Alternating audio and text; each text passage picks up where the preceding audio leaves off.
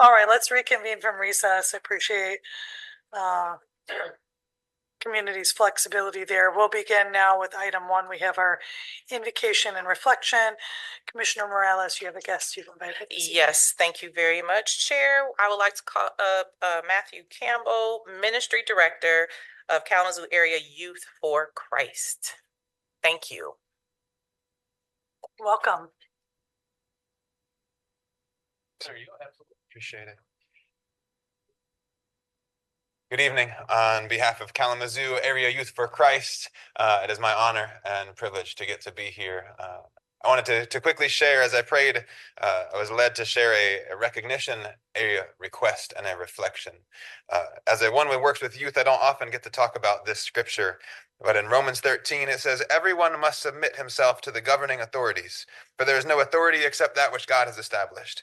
The authorities that exist have been established by God. Consequently, he who rebels against the authority is rebelling against what God has instituted, and those who do so will bring judgment on themselves. For rulers hold no terror for those who do right, but for those who do wrong. Do you want to be free from the one in authority? Then do what is right, and he will commend you. For he is God's servant to do you good. For if you do wrong, be afraid, for he does not bear the sword for nothing. He is God's servant, an agent of wrath to bring punishment on the wrongdoer.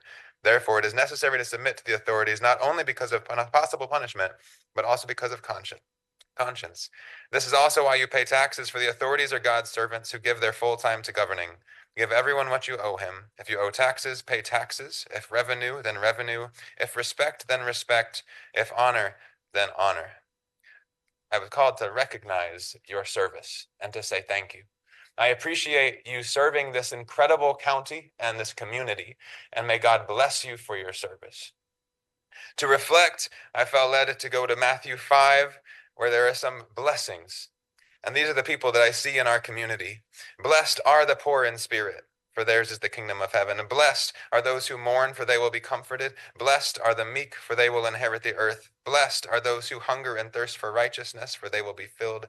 Blessed are the merciful, for they will be shown mercy. Blessed are the pure in heart, for they will see God. Blessed are the peacemakers, for they will be called sons of God. And blessed are those who are persecuted because of righteousness, for theirs is the kingdom of heaven."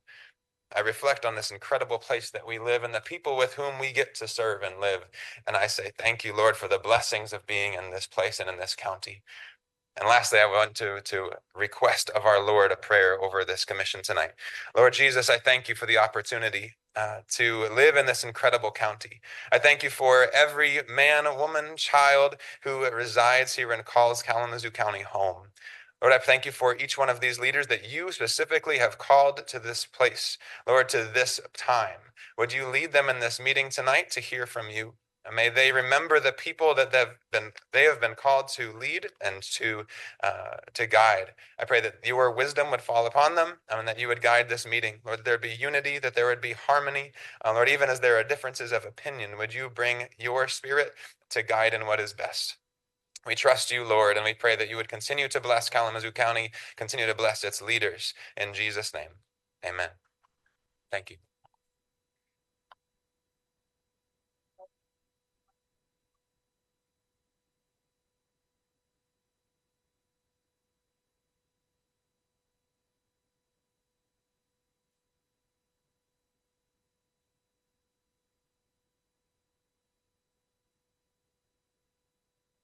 Thank you so much. Let's go to item 3, which is our roll call. Clerk. Commissioner DeLue? Commissioner Gisler? Yes. Vice Chair Pro Tem Hepler? Here. Commissioner Mazer? Here. Commissioner Morales? Present. Commissioner Ray? Present. Chair Strebs? Here. Vice Chair Taylor? Here. Commissioner Wheeler? Here. 9 present. Thank you. Let's go to item 4 is proclamations. We have none before us this evening. We'll go to item 5, our communications. We're in receipt of item 2026-420, which is the Treasurer's Department Annual Report from 2025. Item 2026-489, resolution from Washtenaw County supporting state legislative action for fiscal accountability and local zoning authority in House Bill 5362. Item 2026-490, the Hope Through Navigation 3/20 of 26 program report for the overnight emergency winter shelter operations. 2026-525 Montgomery County Resolution supporting House Bill 5152 and through 5133. 2026-530 BID corridor study airport area funding request. Item 2026-540 landing place change order report as of April 2nd, 2026. Item 2026-533 discovers Kalamazoo 2025 annual financial statement. Are there any other communications or comments on that? All right, I'm seeing none. Let's move to item 6 is approval of our minutes. I would entertain a motion for approval of March 17th, 2026 Committee of the Whole and regular meeting minutes. So moved. Support. Moved by Commissioner Wheeler and supported by Vice Chair Pro Tem Hepler. Any further discussion? Yeah, Chair. Yes. Actually, I have a minor correction. Thank you, Commissioner Goulart. Go ahead. On a regular meeting minutes on page 10 out of 14, we had a vote on awarding a contract to Total Fire Protection for the parking ramp. I believe I was the lone nay, and they have Vice Chair Taylor is listed as the nay vote. It should be me, not Vice Yes. Chair. Thank you for addressing and correcting that. All right, so now we need to go back and we have motions that were on the floor. Do we have agreement from the maker and support to rescind that motion? Yes. Is there agreement? Now we could advance a subsidiary or a secondary motion for request for approval of the March 17th minutes as amended, as directed by Commissioner DeLukes. So moved.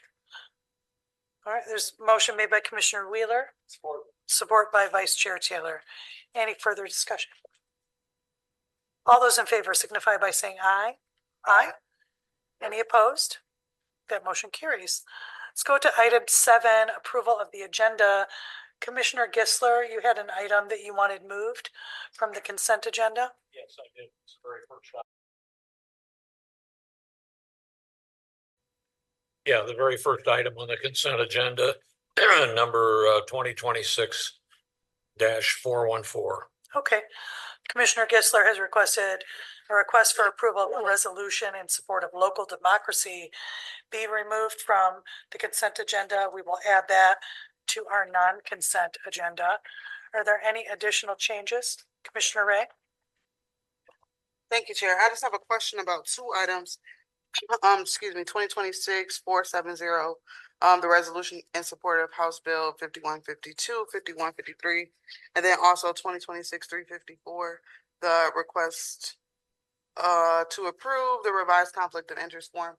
Neither of those items were on our agenda at our last meeting, so I'm wondering why they're here as opposed to us taking them up, like the conflict of interest at our next meeting, and then this one as well, because it wasn't on the agenda.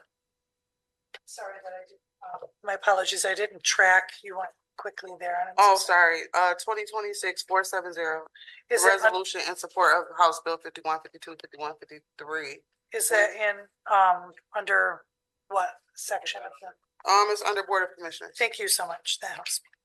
Let me And then find the other item is on non-consent under new business. We discussed it at our 4 o'clock meeting. However, our process is normally we approve it at our next meeting. Yes.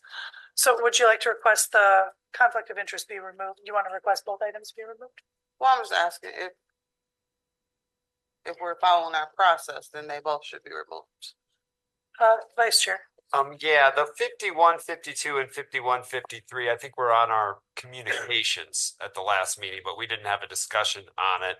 I think that has to do with property fraud alert or something that they're doing at the state level. So I don't know really that much about it, but I know it was on our communications last time.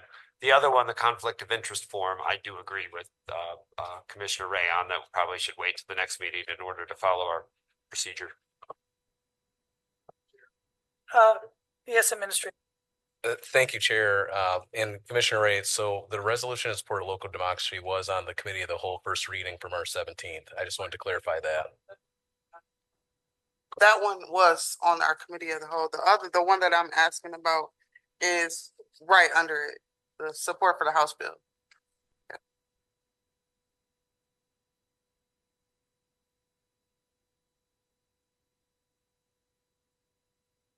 It's the board's prerogative. There are times that we advance the beyond that and advance items more quickly, but there, council, you have impetus. Thank you. And of course, it is always the prerogative of the chair. I asked that it be put on only because the conflict of interest statements were generally due January 31st. And so I was hoping to get the new and improved ones done as quickly as possible if the board was okay with it. But otherwise, it can be moved to the next regular meeting. Yes, ma'am. Commissioner Ray. Just a question. At the beginning of the year, we filled out a conflict of interest form, correct? Okay. Yes, just with more limited information than council would advise, and administrator. Yeah, I apologize, Chair. Yeah, so, and apologies, Commissioner Ray. Yes, so first reading of 51, 52, and 51, 53 was on the March 3rd Committee of the Whole for first reading. It just now made its way to the April 7th meeting for final approval. Thank you for clarification. So do we have consensus from the body? We did have some robust discussion with council on the conflict of interest form, and there he articulated the potential to develop an opinion for us on some of the requests made from commissioners about to whom else it would apply beyond commissioners. Do I want to pull that at this time and request council move an opinion forward? Is that the will of the body? Okay. All right. So the appropriate motion would be to table to a date certain. Yes. Yes, ma'am. Thank you. Council, can you advise on the turnaround for the development of the opinion? Through the, you want Vice Chair, go ahead. Would you like? I think I know what he wants to say and yell at me if I'm not, but I would make a motion that we postpone that vote until our next regularly scheduled Board of Commissioner meeting. Thank you. There's a motion made by Vice Chair Taylor, supported by Vice Chair Pro Tem Hepler, to table the conflict of resolution policy until our next regularly scheduled meeting. Any further discussion? All right, seeing none. All those in favor signify by saying aye. Aye. Aye. Any opposed? That motion carries. All right. Any additional changes to the agenda? Okay, so now we would adopt the agenda as amended. Motion is made by Commissioner Wheeler, supported by Vice Chair Pro Tem Hepler, to adopt the agenda as amended. All those in favor signify by saying aye. Aye. Any opposed? That motion carries. All right. We've made it to item number 8. We will go into presentations. This was item 2026-523, Western Student Association, WSA update. We were to welcome the WSA body president, Luke Kritzman, but I do not believe Mr. Kritzman has been able to join us this evening. All right. So we will offer the opportunity for them to come in for brief discussion. We're just trying to develop a relationship with student government, connect them with us as we go forward. It would be brief. We'll hear from them maybe monthly or so. Yes, Commissioner Gisler, maybe some of them will sit here in the future. Let's go to item number 9, our public hearings. We have item 2026-445. This is a public hearing regarding proposed issuance of tax-exempt capital improvement bonds and indoor youth sports facility. So we have a statement of the hearing officer to open the public hearing before the Kalamazoo County Commission regarding the issuance of capital improvement bonds. So pardon me while I read a bit to us. This is a public hearing being held pursuant to the provisions of section 147F of the Internal Revenue Code of 1986 as amended for the purpose of taking public comment concerning the issuance and sale of the county, sale by the County of Kalamazoo herein referred to as county, of capital improvement bonds.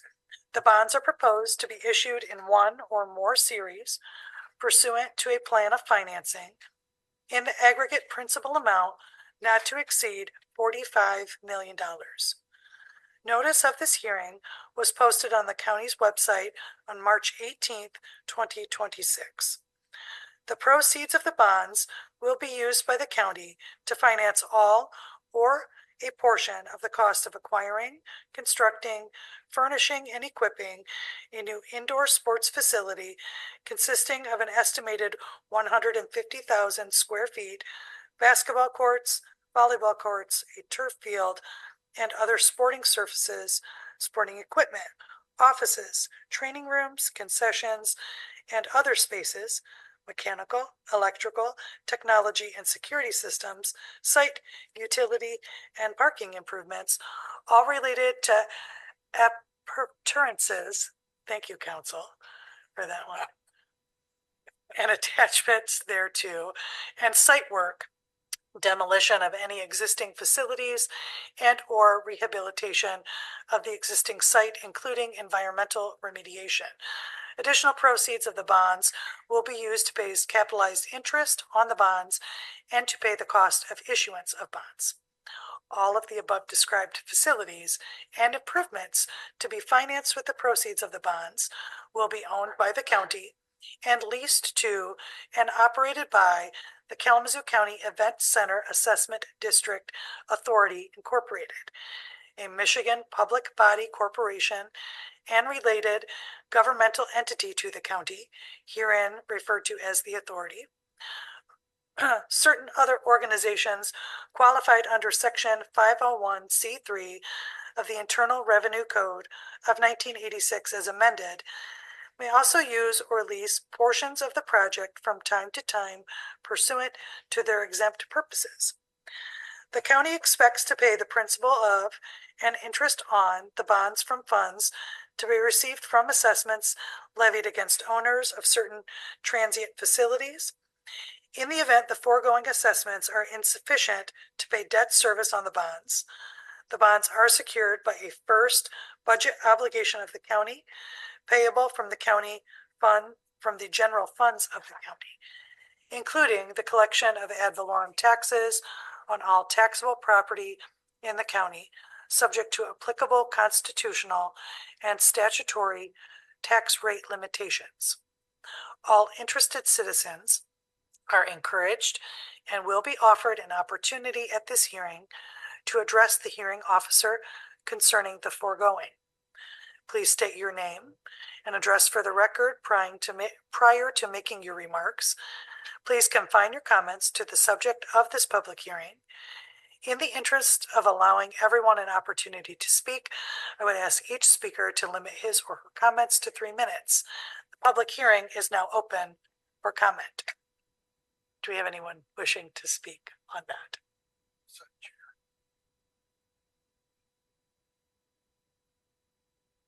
Welcome to you. Oh, not yet. Okay, thank you. Yeah, I just want to say, we gotta feed the hungry people, man.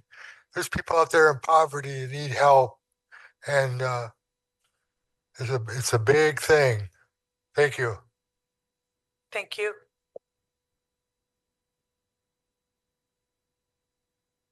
Do we have any other comments?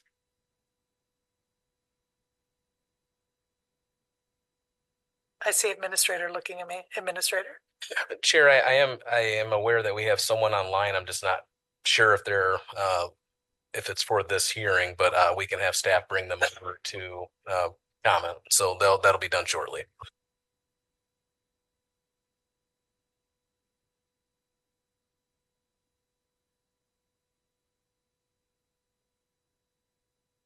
Hello.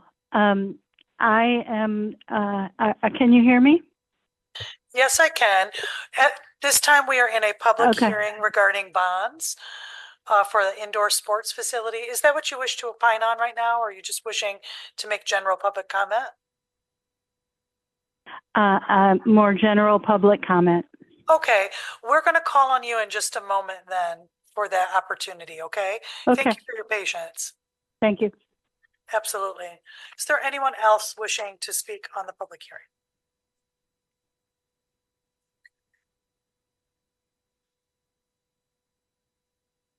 All right. So I'm working, there was specific language he wanted me to say. All right, with that, with no one coming forward, the public hearing is now closed. All right, we did. Well, thank you for that exercise, council. Wow. Oh, thank you, bond council. All right, nice. Okay, thank you for that. Let's go to item 10. This is now the opportunity for public comment. Public comment can be made in person or by phone by calling 855-925-2801, entering meeting code 10748, and then press *3 to join the queue.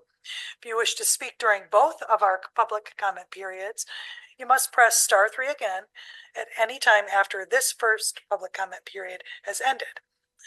At this first opportunity to address the board, it is up to 3 minutes. Please interact with us in a professional and respectful manner on any topic. Once you are recognized, please share your name and where you are from. Let's bring forward our individual online, if we could, administrator. And then we'll open it up further.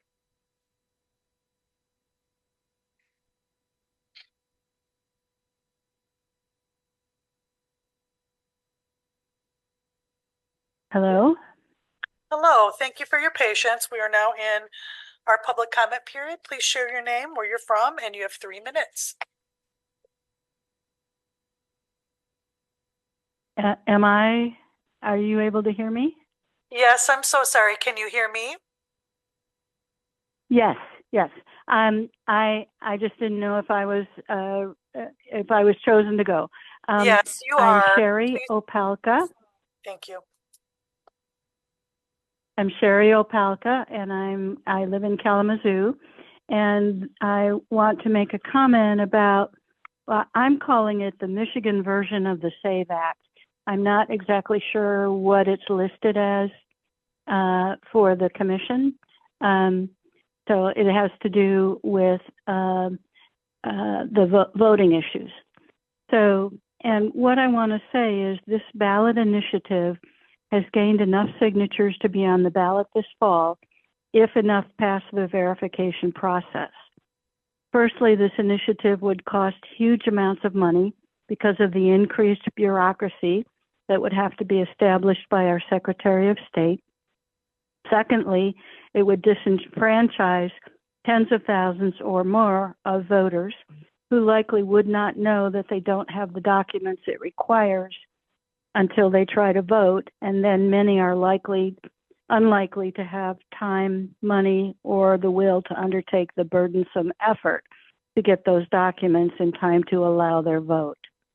And thirdly, and maybe most importantly, I have witnessed many times the way circulators of this petition have misled voters by giving them only a small piece of what the initiative actually says, and that small piece totally skewed the voters' understanding of what they were signing. That dishonesty is abhorrent to me, and I believe is unacceptable. As a trained circulator myself for the Money Out of Politics initiative, I am very aware of how this process can and should be honestly done. My impression of the circulators that were employed for the Michigan version of the SAVE Act is that many of them didn't even really understand themselves what they were asking voters to sign, even though they were being paid to gather the signatures. And this is just one part of the many-pronged approach that is being advanced in our country now to use money and power to control the outcome of our free and fair elections so that a small elite minority can be in charge of our government. That is un-American, and I wish for us to call it out publicly. So please, I'm asking for a yes vote on the resolution that's proposed to oppose this ballot initiative. Thank you. Thank you very much. Is there anyone else online? Good. So we'll open to public comment here in chambers. Please welcome, share your name. You have up to 3 minutes. Good evening. My name is Doctail Stevens. I live in the Stewart neighborhood of Kalamazoo. I'm here today representing the Asylum Lake Preservation Association, also known as ALPA. We wish to express our support for Kalamazoo County assuming ownership and management of the Asylum Lake Preserve from Western Michigan University. We are a grassroots community organization that since 1990 has been protecting this parcel of land. And we were also had a voting seat on the Asylum Lake Policy and Management Council since its inception in 2004. Because of this role, ALPA has had an intimate understanding of what it takes to maintain and protect this important natural landscape. ALPA has now engaged with Kalamazoo County Parks, WMU, and the Asylum Lake Policy and Management Council regarding the proposed transfer. We are grateful to County Parks Director David Rakovich and county administrators for answering ALPA's questions and addressing our concerns in detail. ALPA believes Kalamazoo County Parks intends to be a protective steward of the preserve. We approve of the county taking over ownership and management of the preserve. ALPA is encouraged by Kalamazoo County's relevant experience managing Woolham Nature Preserve. ALPA also appreciates the expressed desire by the Parks Director to add additional layers of legal protection for the preserve by way of this transfer of management and ownership to the county. We look forward to the potential for new community partnerships to grow and bloom with this proposed arrangement. ALPA looks forward to this partnership to continue our volunteer stewardship program, where Asylum Lake's friends and neighbors come together to pick up litter, remove invasive plants, wrap vulnerable trees to protect them from predation, and plant trees at the preserve.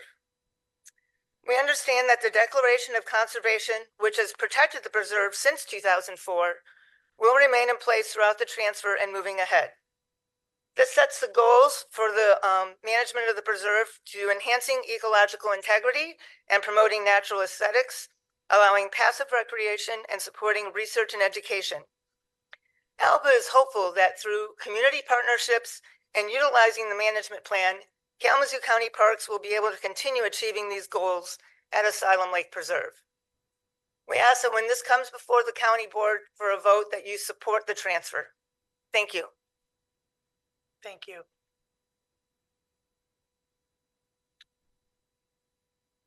Welcome. Good evening, commissioners. My name is Matt Hollander. I'm a senior developer with Edison Community Partners, the president of Hollander Development Corporation, and the developer of the Cal Recovery Project, which I'm here to talk about tonight, and I've been working on for almost 8 years. I've asked this board for a lot of support, but tonight I'm simply here to say thank you. Your leadership has had a profound effect on the viability of this project.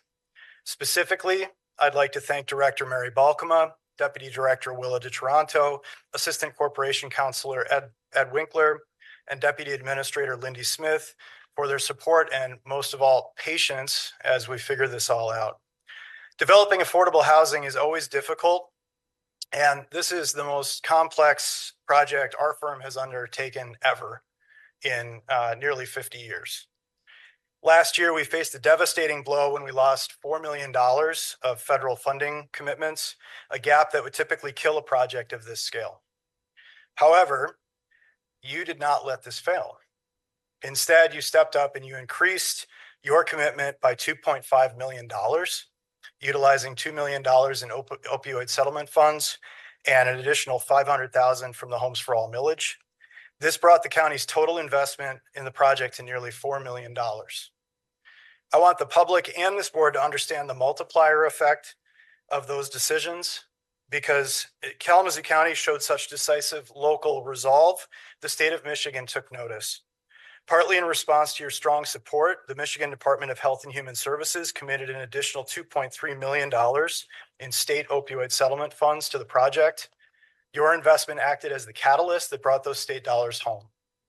Without your willingness to fill that gap first, we would have lost over $12 million in federal tax credits through the Michigan State Housing Development Authority and millions of dollars in support in the form of project-based housing choice vouchers.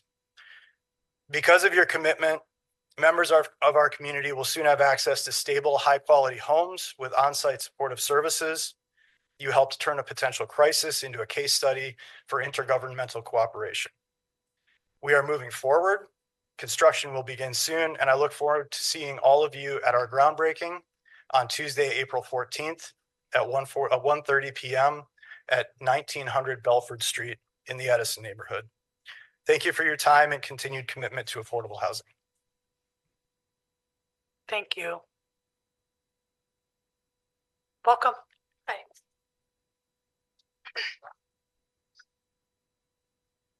Good afternoon, Commissioners. My name is Emily Britton, and I serve as Public Policy Manager caring for victims of abuse and violence at YWCA Kalamazoo.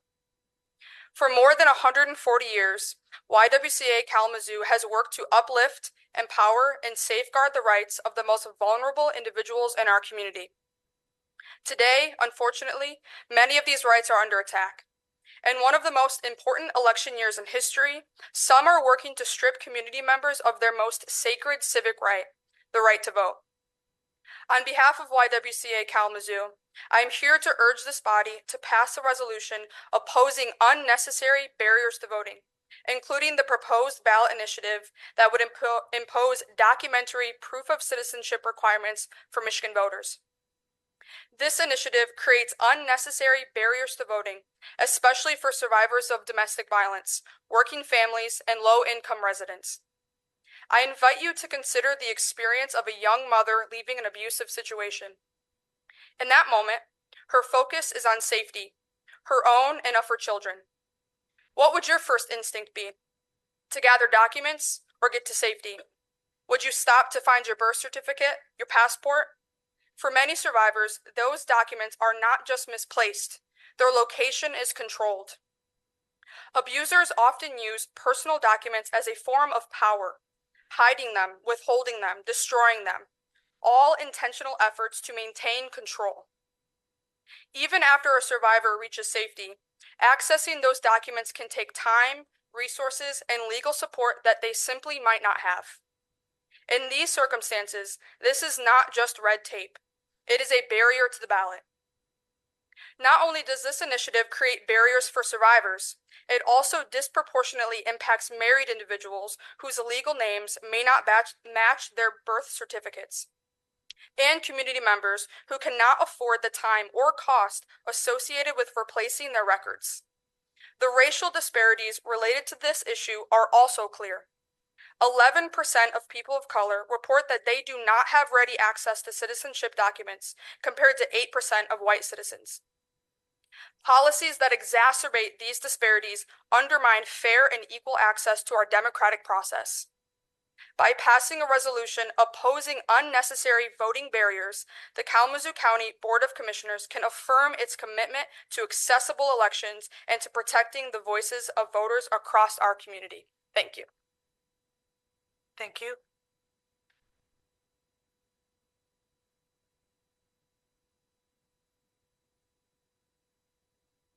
Welcome. Good evening. My name is Mariah Bryant. I'm the Director of Programs with Voters Not Politicians. I live in the Edison neighborhood in Kalamazoo. I'm here today asking you to vote yes on item 2026-414, resolution in support of local democracy, which opposes the ballot initiative known as Americans for Citizen Voting and all similar documentary proof of citizenship mandates. These policies would block eligible, legal U.S. citizens from accessing their constitutional right to vote, especially married women, voters in rural communities, active service members, and senior citizens. Under the policy pursued by ACV, the identification that you and I, and most voters in Kalamazoo, use on a daily basis would no longer be sufficient for registering to vote. That's true even if it's Real ID compliant. Michigan already has strong voter ID laws on the books. These policies would just add extra red tape and bureaucracy that muddy our election process. Initiatives like Americans for Citizen Voting are just another example of certain elected officials trying to change the rules of the game to take power away from voters. We all agree that voters should choose their politicians, not the other way around. And there are real consequences for legal U.S. citizens when we try to clean up the voter lists with a sledgehammer instead of a scalpel. The Macomb County Clerk recently referred 15 individuals for criminal prosecution because they were believed to be on the voter rolls illegally. Since then, 3 of the 15 have been confirmed to be U.S. citizens, all of whom were legally eligible to vote. Despite that, they are facing criminal charges. Americans for Citizen Voting represents massive government overreach by those who have no clue what it takes to run an election with integrity. I'm lucky to live in Kalamazoo County, where I trust our county clerk and local clerks to administer our elections to the letter of the law in a nonpartisan way based on years of expertise. Our elections are secure, accurate, and accessible. Tonight, I'm asking you to help keep them that way by voting yes on this resolution and using your personal platforms to fight against documentary proof of citizenship initiatives at all levels. Thank you. Thank you.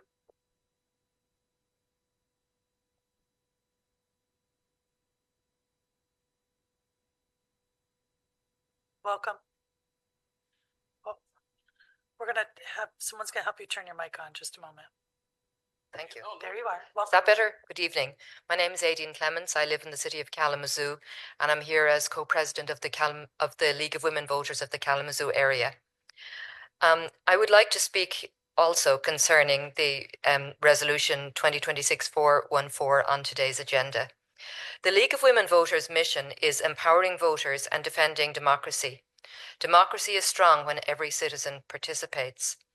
Non-citizen voting has not proven to be a problem in Michigan, and so adding red tape in the form of documentary proof of citizenship to the process of registering would only add an extra hurdle to jump for those who should have a vote. It is already illegal for non-citizens to vote in federal and state elections, and there is no need for this heavy-handed so-called solution to a non-existent problem, which would most likely make it harder for many people to vote and to diminish our democracy. On behalf of the League of Women Voters, I ask you to vote yes on your resolution to oppose ballot proposals or legislative efforts to create unnecessary barriers to voter participation. Thank you. Thank you. Is there anyone else wishing to make public comment? Yes, ma'am. Thank you, Sheriff. Welcome. Thank you. Thank you, Commission, and everybody in the audience here to listen to what goes on in county government. So we talked about cost earlier related to the policing, the project that we have where the townships and cities, but there's other costs that we are looking forward to dealing with, because we recognize at the Sheriff's Office, we've had a 12% increase in the cost of provisions, meaning food went up 12%. The delivery costs on those things have gone up. That is a change from last year to this year, and we recognize every single year there are some changes. That's economics. But right now it's a 12%, which is a larger increase that we've seen in the past. I also like to study and read the economics experts who talk about some of the costs that we can see coming in 2027. When we talk about those things, again, recognizing that this last year there was a 12% increase in these items that we're talking about. There's also an increase in the number of people coming to the jail right now. We today served 1,200 meals at the Kalamazoo County Jail, and you wouldn't have known that just being in the jail because it's so smooth of an operation where those meals go out to everybody involved. So when I talk about these things, one of my concerns is the predictions I'm seeing due to many things. Of course, due to the current immigration policies in the United States, due to the current war that we're involved in the United States, as well as pointing out to you guys that 17 and a half years as sheriff, we've been at war every single year.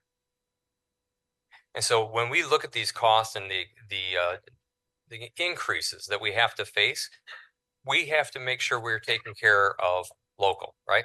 And so locally, I talk to you guys about these costs that we are talking about.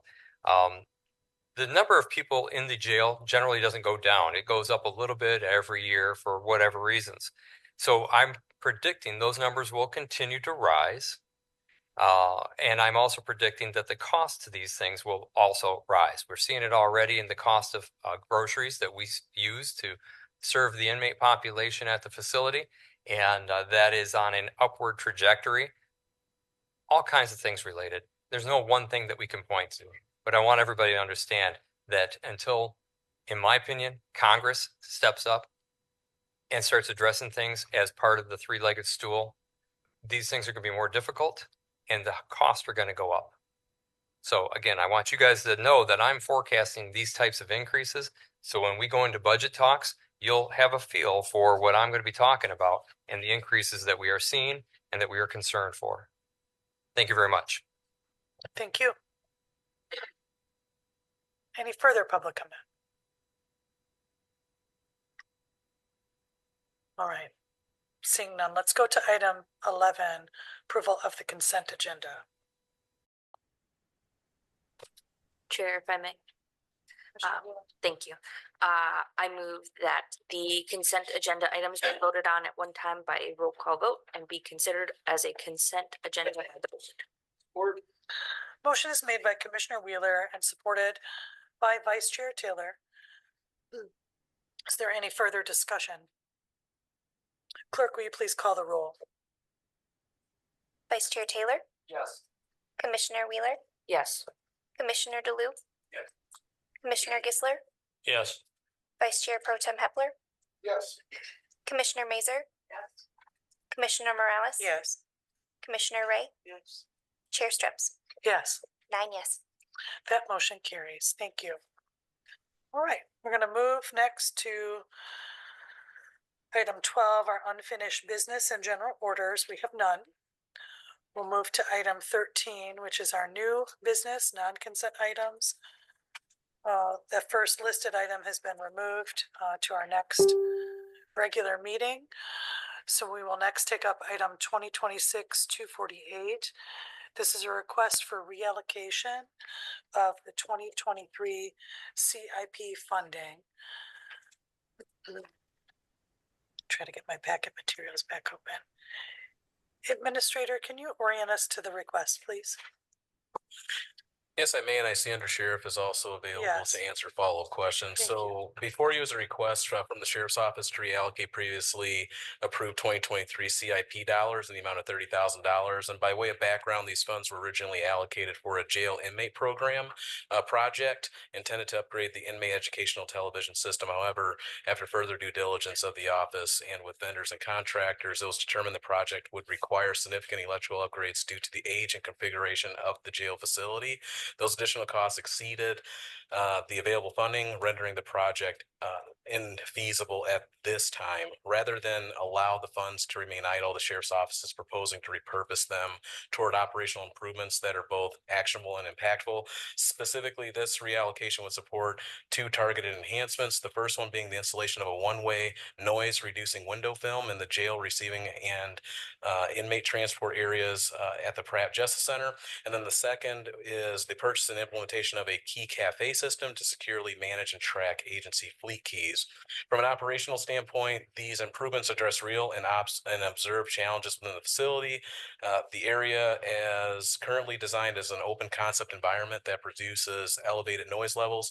This has had direct impact on staff's ability to communicate effectively, process individuals efficiently, and maintain a controlled environment. The proposed window film solution has been tested in comparable facilities, including Isabella County, where it has demonstrated measurable improvements in noise reduction and overall functionality. And then additionally, the key cafe system introduces a modern, accountable approach to fleet key management, enhancing security and operational efficiency. So from a fiscal perspective, this is not a request for new funding, but rather a strategic reallocation of CIP dollars to ensure they are deployed in a manner that delivers tangible value to both staff and operations.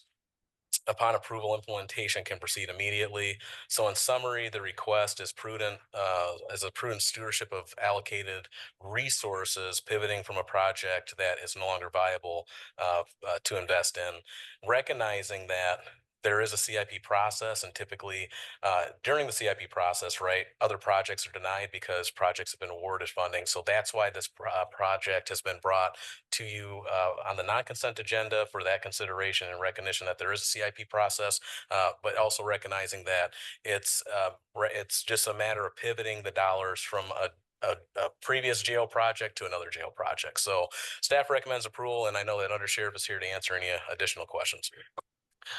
Thank you, Administrator. So that's why I wanted to bring it forward outside of consent agenda for additional board discussion. Vice Chair. Yes, I support this this change. I do also support the fact that we all are getting this information right here and looking at it and discussing it. And if anybody has a problem with the reallocation of CIP dollars, that we have the opportunity at the least to say, well, that was intended for jail inmate program. So I would be against that, but I don't think that things like this should be just put on consent agenda. I feel strongly that if it's a reallocation of a CIP, or if there was a process that doled this out, that it should be on non-consent. It should be the full board has privy to information if they have any problems with it. Thank you, Vice Chair. As will be a number of the subsequent items we're going to discuss are similar in nature. Vice Chair Pro Tem. Thank you, Chair. I concur with Vice Chair and with this project. It is for the inmates. It is for the within the jail. I think this is appropriate, and I think it will actually maybe be better than what was originally planned. But I think this is great that we have a project that will help make our jail and those folks that we're serving there be better taken care of. Thank you. Any further discussion? All right, I'd entertain well, we have a motion. Chair, may I make a point? Oh, yes, please. First, I want to say thank you to the administrator for explaining the proposed reallocation of the funds. Thank you so much. Very detailed. I did want you to know we tried very hard. We're going into our third year to use those funds for their intended purpose. But during those 3 years, we were able to secure through our phone services via Path tablets. And over those 3 years for that's for visitation purposes. The residents use those for free of charge on those tablets. While they can purchase videos and movies and all that, we have over 100 educational programs on there that they can also access free of charge. So that has been a benefit. While we weren't able to procure the educational system on the TV monitors upgrade at this time, we were able to secure that with our relationship with that vendor. So that was just a point I wanted to make to the commissioners. That was a positive thing, unexpected thing that came out of it. We didn't start with a 1-to-1 ratio with our tablets either. We built them over the last 3 years, and it wasn't at a cost to the county or the sheriff's office. So I wanted to make sure you guys knew about that. The education and rehabilitation is at the forefront of our priorities for this community and at the sheriff's department. And we were certainly happy to see that we were able to lift that up. Thank you for sharing that, Under Sheriff. Sir, we need to entertain a motion. We can open further discussion. Commissioner Wheeler. I would make a motion to approve the reallocation of the 2023 CIP funding in the amount of $30,000 to the new 2026 CIP Agency Environmental Upgrade Project. Motion is made by Commissioner Wheeler, supported by Vice Chair Pro Tem Hepler. Is there further discussion on the merits? Right, I'm seeing none. All those in favor signify by saying aye. Aye. Any opposed? Okay. All right, that motion carries. Right, let's go to item 2026-513. It's a request for approval and signature of an agreement with BSNA software for the BSNA Cloud Upgrade Administrator. Can you orient us as well? Absolutely, yes. Thank you, Chair. So this evening before you is a request to approve and authorize execution of agreement with BSNA software for a transition for the Treasurer's Office's cloud-based software, rather BSNA's cloud-based platform, and then to authorize the use of delinquent tax revolving fund dollars to secure our place in the 2027 implementation schedule. And that's really the crux of this issue, is securing a place in the implementation schedule. So as you're aware, BSNA is a mission critical system supporting both the Treasurer's Office and equalization functions, specifically property tax assessment, tax administration, delinquent tax processes, and PRE audit activities. This request is less about immediate implementation and more about strategic positioning in the queue. So BSNA has provided the county with a cost estimate totaling approximately $170,695,000. $170,695 rather, excuse me. And then this includes the annual cloud subscription, implementation and training, project management, and post-go live support. So however, what is in front of you today is not approval of the full project costs. Instead, the immediate action is to authorize a deposit of $17,850 to secure Kalamazoo County's place in the BSNA 2027 implementation schedule. The deposit would be funded through the Delinquent Tax Revolving Fund as agreed to by the Treasurer's Office. The remaining costs, both the implementation and ongoing subscription, will be brought back to the board as a future funding request in advance of the 2027 budget rollout. So you'll see a new funding request for that. From an operational and technology standpoint, this transition aligns with the broader objectives of modernizing the core systems, improving system accessibility, and reducing reliance on on-premise infrastructure. It also positions the county to take advantage of ongoing vendor-supported updates, security enhancements, and scalability inherent in the cloud-based solutions. From a timing perspective, securing a place in the vendor's implementation schedule is highly critical. Delaying action could result in significantly later implementation window, which would prolong reliance on legacy systems and potentially increase future costs. So in summary, what this request is relatively modest upfront investment to ensure we maintain strategic momentum in modernizing our enterprise system while preserving the board's ability to evaluate and approve the full project cost at a later date. That's all I have for you. Thank you, Administrator. To clarify, the new funding request will come to us before the next budget process or in concert with the next? Yeah, and thank you. Yeah, I sort of missed the vote on that one. And it'll be in concert with the 2027 budget process. So it'll be in the form of a new funding request. Thank you. That's what I thought. I just wanted to clarify. Vice Chair Pro Tem. Thank you, Chair. That was kind of my question too. Is it going to be this year or next year? And is it already funded at this point in time? So that's a great question, Chair. If I may, thank you, Vice Chair Pro Tem. So the system is funded, but it's an on-premise solution. So this would transition us to a cloud-based system. And so in order to transition that, we're seeking approval to leverage some DTRF funding to secure our place in the 2027 implementation. And that's kind of the crux of the issue, is securing the place in that implementation schedule, because there are a lot of governments in the state of Michigan that are also transitioning to the cloud-based system. So thank you. And we're going through non-consent because it sort of ties us into needing to commit to future funding. Vice Chair. And thank you, Chair. That was one of the reasons I wanted this on non-consent agenda, because even though it's a $17,000 investment that comes from our DTRF fund, it is a substantial investment in years subsequent. So my question is similar to what Vice Chair Pro Tem had. The current on-base system, does that have a cost that we could be, no longer have to pay, or what's the delta between the two? I do see Deputy Treasurer has been waiting to chime in. Thank you for your patience. Welcome, Tyler. Thank you. So there is an ongoing support cost that we do pay, and it's relatively minor in the grand scheme. If I'm not mistaken, it's maybe $10,000, $15,000, and that might just be the treasurer's budget side. I know that we have this for assessing and drains and other platforms, but this moves us from an on-premises to a cloud software. And we had a bit of sticker shock ourselves in the treasurer's office when we saw that, but the savings would come from, in part, the IT service and the server capacity and savings there. It's also safer than having it on premises.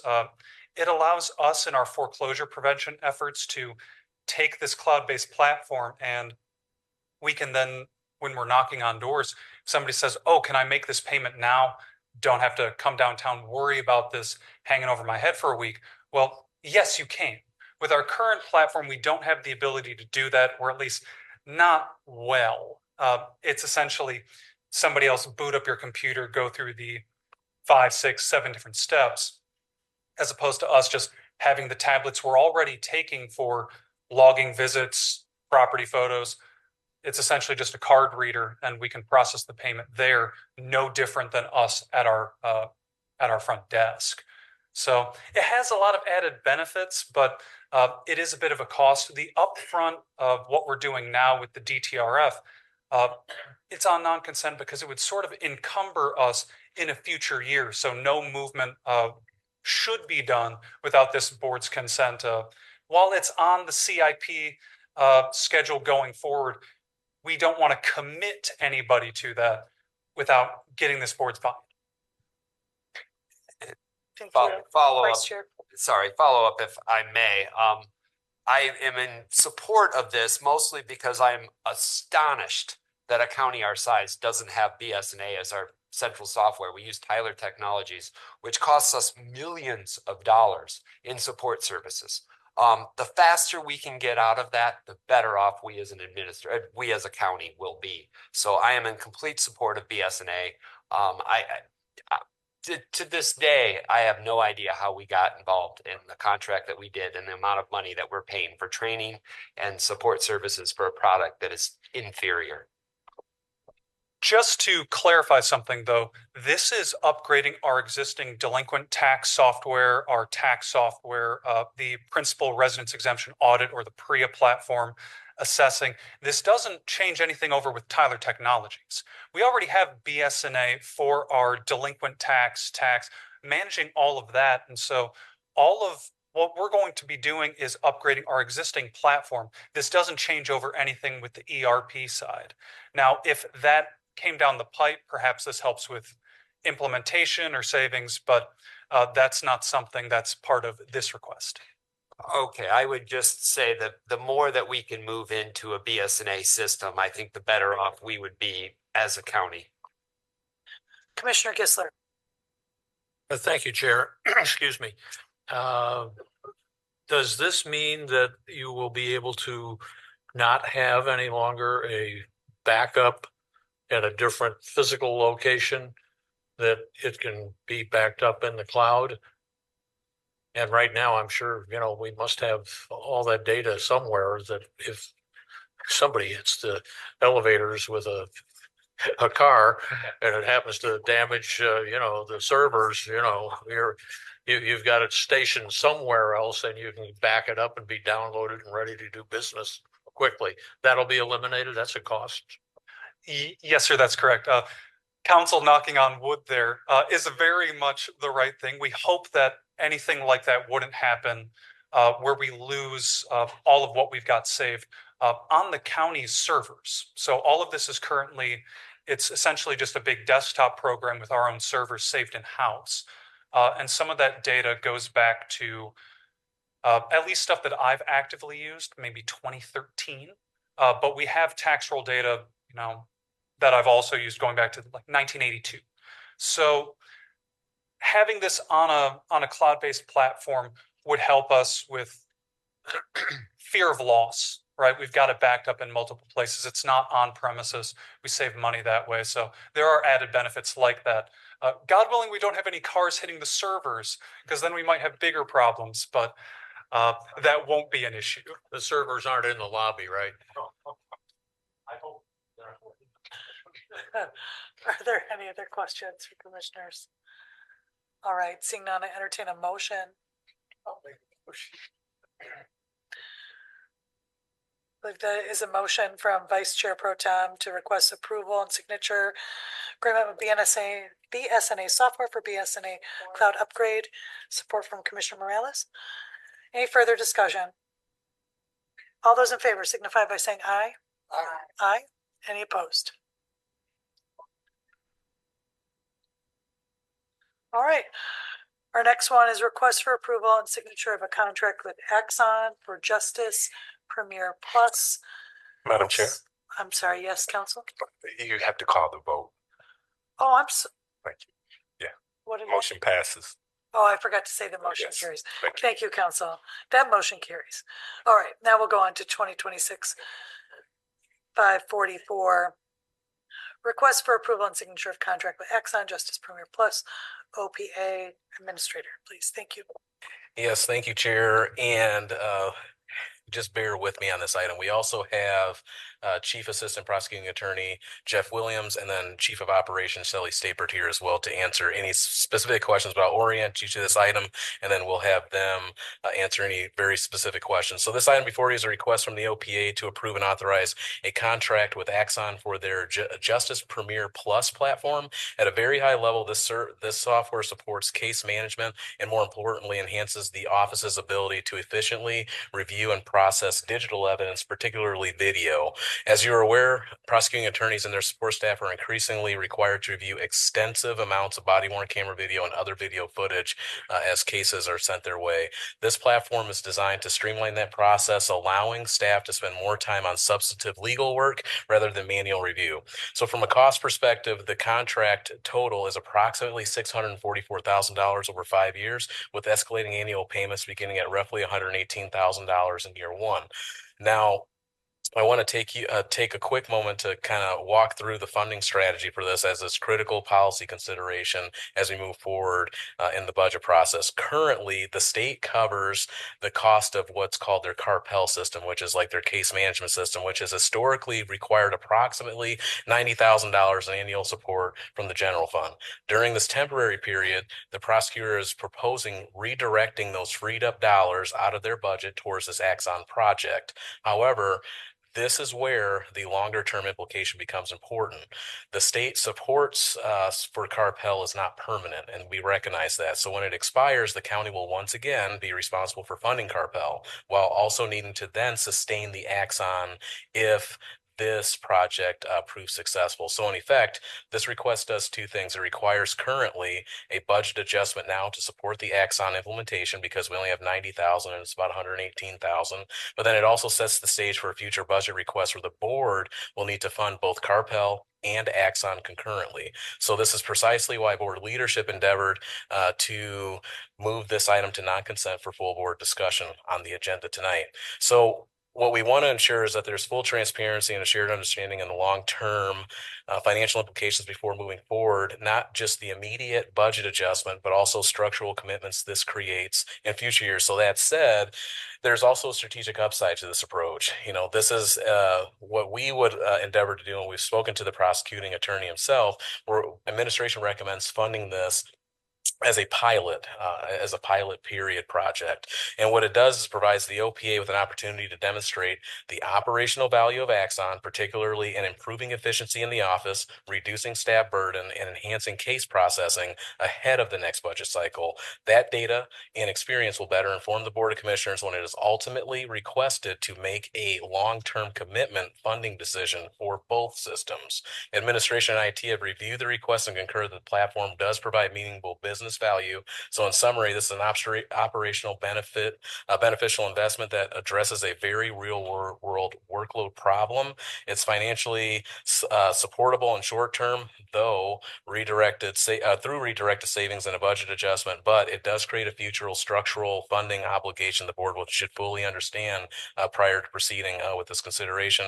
With that, administration recommends bringing this forward as a pilot project to evaluate it further and then make a funding decision later on the long-term implications. Thank you. Thank you, Administrator. The pilot period will be until the next budget cycle, or what is the time period? That's where I will need, very good question, Chair. That's where I'll need the Chief Assistant Prosecuting Attorney to kind of lay out the Carpel strategy, but I believe there's about maybe 2 to 3 years on that remaining. So we would recommend however longer we have on that state funded support. That's how long the pilot should be supported for, so that they can collect data to better inform the board. But I'll let Chief Prosecuting Attorney Jeff Williams speak to that. Chief Prosecuting Attorney, welcome to you, and then I'll come to you after that. Please. Thank you, Chair. I appreciate the opportunity, and thank you to Administrator Catlin and Catlin and Deputy Cole. They've been tremendously helpful in getting us to this point. So I want to acknowledge their help and assistance here. We are fully funded with Carpel, which is, as the administrator said, is our case management system through August of 2028. We are on the state funding deadline for that payment plan. So my understanding, and again, please correct me, Administrator, if I'm wrong, is that the pilot period will be between now and that time. Hopefully we would have accrued the data and the and the effectiveness of the program enough to come back before all of you at that time and say, this is what it's done for us. This is how we're making the justice system better, and this is why it justifies the cost. Thank you. Vice Chair Pro Tem still. Thank you, Chair. You kind of hit on the question that I was looking at is how many years have we got on Carpel, which has, I think, improved in your efficiency. We're finding in our department that it does help us out. It moves cases through the system faster. And I agree, we're sending them more data and video now than we ever have probably in the past. Even our smaller departments and the bigger ones, I'm sure, have been doing it far more than us. So I want to support this. I think it'll be great for our prosecutor's office that they're able to review things and have that flexibility. And I strongly support this, and we'll have 2 years to figure out how we're going to fund it after that. Thank you. Thank you. Is there any further questions from commissioners at this time? Vice Chair? In our bar, it says there's $24,884 for this year. Where would that account be from? Contingency, I'm assuming? I'm not sure, likely contingency or just fund balance in general, so carryover. We'd have to look at the strategy. I know that some of our contingency is still earmarked for DHHS, child support determination. So yeah, but yeah, we can look at both of those accounts and see what's sufficient. I believe it's 24,000 is what we'd be short in the contract for the Axon system. So we have the funding. We'll look at the strategy and come back to the board with that. Okay, and it seems like August of 28, so we'd probably run the pilot project to December of 28 to be part of the 29 budget process, I'm assuming. And so there'd be an allocation, a small allocation for a few months of 28. I think so. But okay. Yeah. Any further? All right, entertain a motion. Chair, I'll make a motion to approve and authorize the signature of a contract with Axon for Justice Premier Plus for the purpose of supporting the Office of Prosecuting Attorneys' case management and operational needs. Motion is made by Commissioner Wheeler, supported by Vice Chair Pro Tem Hepler. Is there any further discussion? All those in favor signify by saying aye. Aye. Any opposed? That motion carries. All right. Now we'll go back to the item requested into non-consent by Commissioner Gisler. We have item 2026-414. This is a request for approval of a resolution in support of local democracy. Is there a commissioner that would like to read that into the record? Oh, are you kidding? Hold on. That means much verbiage is usually the whole consent agenda. Commissioner Wheeler has offered to do so. Thank you, Commissioner. Of course. Resolution 2026-414, a resolution opposing ballot proposals that would impose documentary proof of citizenship requirements and create barriers to voting in Michigan. Whereas the right to vote is fundamental to our democracy, and the state of Michigan has a strong history of protecting that right while ensuring elections are secure, fair, and accessible for more than 7 million active registered voters. And whereas Michigan voters overwhelmingly approved pro-voter constitutional and statutory reforms in 2018 and 2020, expanding access to same-day voter registration, no excuse absentee voting, and in-person early voting. And whereas Michigan's election system has received national recognition for its integrity and accessibility, earning an A+ grade in the Institution for Responsive Government's Election Progress Report in both 2023 and 2024. And whereas state and federal law already prohibit non-residents from voting in Michigan elections, and existing safeguards ensure the security, integrity of the voter registration and election process.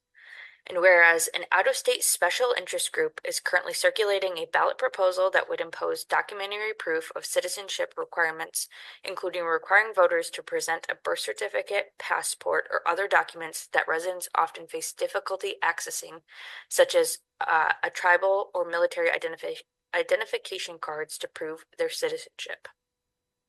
And whereas research indicates that nearly 700,000 Michiganders do not possess or do not have easy access to the documents that would be required under these proposals, with disproportionate impacts on married women, people living in rural communities, young people, low-income individuals, transgender individuals, people with disabilities, and older adults.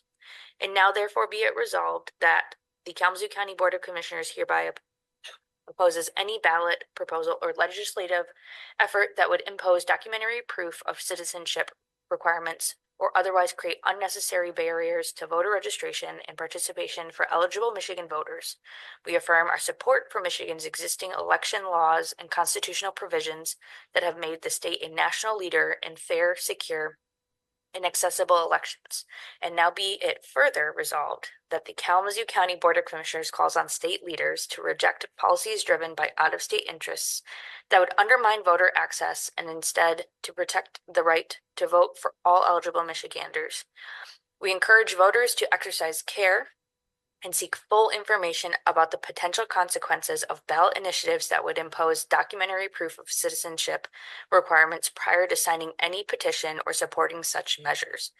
And now be it finally resolved that the County Clerk's Office provide a copy of this resolution to Governor Gretchen Whitmer, the Michigan Secretary of State, the county's local municipal clerks, and the county delegations of both the Michigan State House and Senate. Move. Do we have support? Motion is made by Commissioner Wheeler and supported by Commissioner Ray. Let's open for discussion. Commissioner Wheeler. Thank you, Chair. I would just like to say, before I was a commissioner and before I was a full-time firefighter, I had the pleasure of working in a clerk's office and got to experience firsthand how robust Michigan's election system is, and all of the checks and balances, all of the diligence that goes into it. It was a lot to learn in a short amount of time, but the clerk that I worked for did a fantastic job, and our own clerk, Meredith Place, did a fantastic job of making sure that local clerks had what they needed to accomplish the large, important task of our elections. And as you all know, I just recently spent an entire day with our clerk staff, clerks and register of deeds staff, and they have my full faith and confidence, and I'm in support of this resolution. Thank you, Commissioner. Commissioner Morales.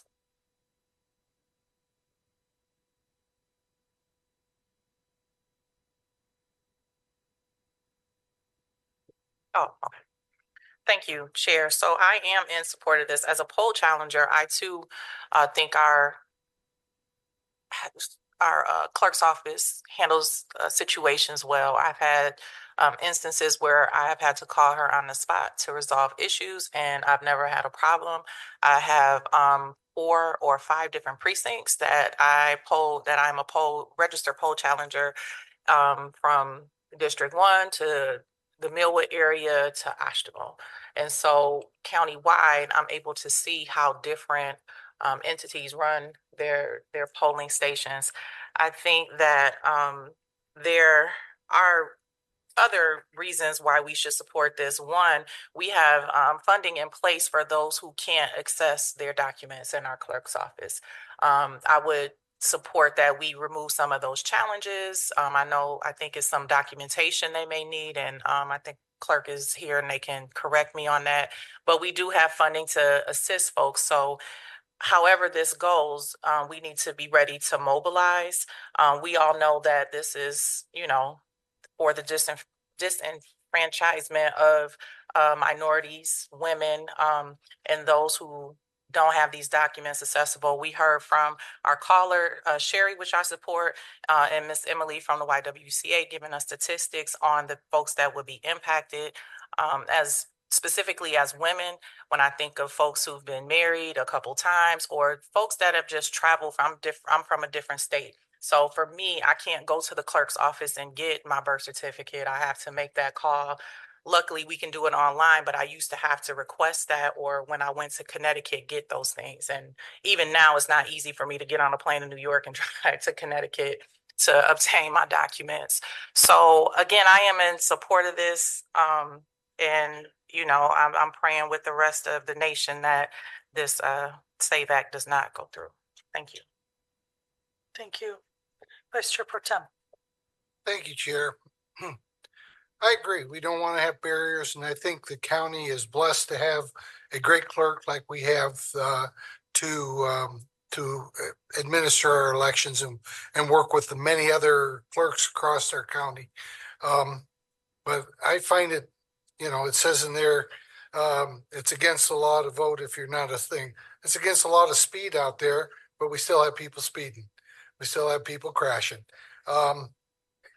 We want to make sure that legal citizens are the ones that are voting, and I can't support this where we're just letting anybody and everybody vote.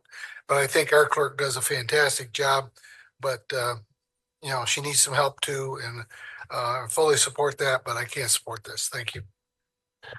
Thank you. Vice Chair Pro Tem, you're my honorable colleague, and I hear your recognition of the clerk's capacity to run fair elections, and you're absolutely right. Murder is illegal. People murder. Speeding is illegal, and people speed. Voting when you're not a citizen is illegal, and there have been instances where that occurs, right? So what happens in each of those circumstances? There's enforcement mechanisms for each of them. When you speed, you get a ticket for it. When you murder, you're prosecuted and incarcerated for it. And individuals who vote illegally are held accountable in a system of checks and balances that we have now. But what we don't do is say, well, because people speed, then, women just shouldn't drive. Or we don't say, well, because people murder, then nobody should have access to arms to protect themselves, right? So there's a balance between what the gravity of the problem is and what action we take to enforce that. So, we heard some examples from the YWCA, and I just want to, implore to my colleagues directly. I mean, the two examples that they shared, I just share with you how they related directly to my own life, right? I've shared previously, I'm a survivor of domestic violence. I think we understand as a board the impact that has on the lives of people we care about, right? When I had to flee that partner, I grabbed as many things as I could in the time that he was away from that setting so I could get out of there safely, right? And the individual stalked me for several weeks, assaulted me, attempted to kidnap me. And when I had the opportunity to try to sneak back to the apartment where all of my things were, they were all destroyed. All of my papers, my belongings, my drawings, my writings, my furniture, all of it shattered into bits and stacked into a giant pile. Among those things was my birth certificate, right? They shared about how women who are married, I'm married. My birth certificate has a differing name on it than my real ID. And if I present that, then the IDs do not match, and I would not be able to vote for the first time in my life. I've voted in every election pretty much since I was 18, including primary elections. Is very important to me. I take my children with me to go and vote, right?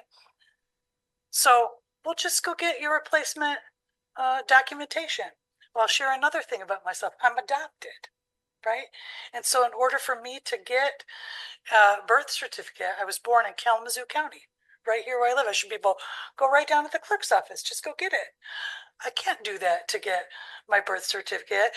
In order to get that on my closed adoption that occurred in the 70s, I had to take a day off of work and drive to Lansing, Michigan, where I sat in a lobby for 7.5 hours while the workers had to go back into the archives, blow the dust off of the old books because I'm an old lady these days, and dig through all of those records to retrieve for me an updated official document of my birth certificate, beyond the cost of needing the car to get there, the time off to get there. And thank goodness my child was old enough to be in school, or I would have lugged my infant with me there.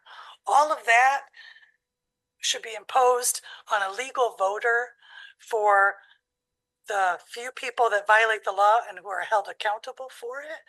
What we have at stake is our democracy. Our democracy is at stake when we disenfranchise people's right to vote. And we can stand against that here. I certainly will. I implore my colleagues to do the same thing. It's the right thing to do. We can solve the problems otherwise through the mechanisms we have without disenfranchising people from the right to vote. Thank you. That's from Commissioner Gisler. Thank you, Chair. I sympathize with your situation, but that is nevertheless an anecdote. You're one person. And, you know, I salute you for doing what you had to do to vote. Many of the people that talked tonight are dealing with what I consider anecdotal information. I will say I don't have any question about the integrity of elections in Kalamazoo County. I share the comments that have been made about our clerk. She's fantastic. And, you know, I take my hat off to her for keeping things, at least locally, all squared away.